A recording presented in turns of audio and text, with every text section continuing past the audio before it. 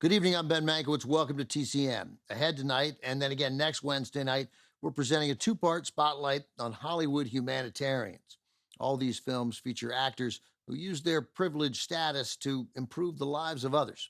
They understood, as the star of our first film tonight put it, that celebrity is not something that comes without responsibility. That is a quote from Elizabeth Taylor, and this is the movie that made Taylor a Hollywood star at just 12 years old.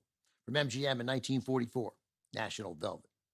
National Velvet is the story of a young English girl, Velvet Brown, with a passion for horses. After winning a horse in a raffle, times have changed, she sets out to enter her horse in a race, the Grand National, with help from a former jockey, played by Mickey Rooney. National Velvet gave Elizabeth Taylor her first starring role. With her compelling performance as well as her natural beauty, she quickly became one of MGM's top child stars. Unlike many child actors, Taylor became more popular as she grew up.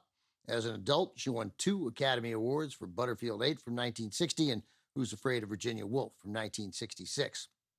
Though Taylor mostly loved being a movie star, the work she considered her most important came later, when she used her celebrity to speak out against the widespread apathy and inaction during the early days of the AIDS epidemic.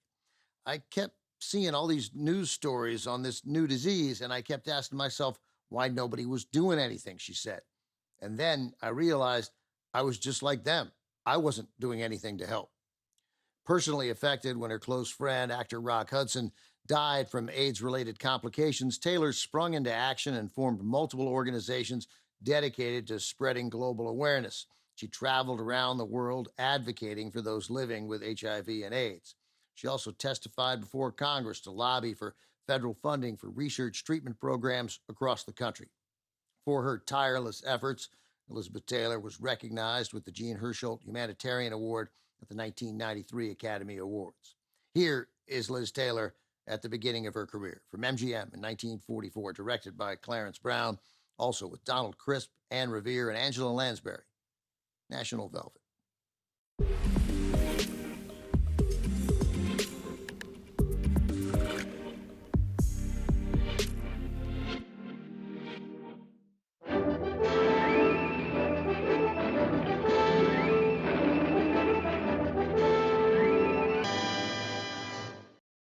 Elizabeth Taylor turned 12 during production on National Velvet.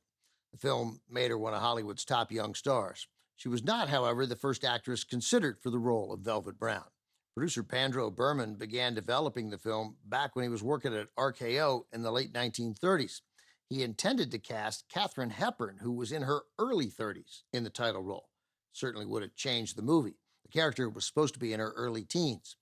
Jean Tierney was closer in age, 18, when Berman offered her the part in 1939, but the start of the movie was delayed, so Tierney returned to Broadway.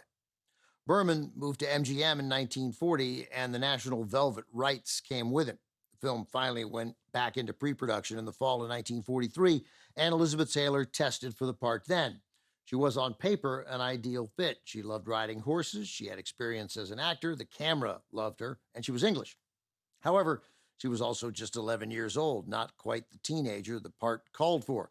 So MGM wouldn't give her the role until a few months later when puberty kicked in. National Velvet became a big hit for Taylor and for the studio. It earned 5 Oscar nominations, including a win for Anne Revere as Taylor's mother for Best Supporting Actress.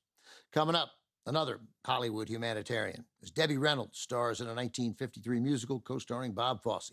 The Affairs of Dobie Gillis is next on TCM.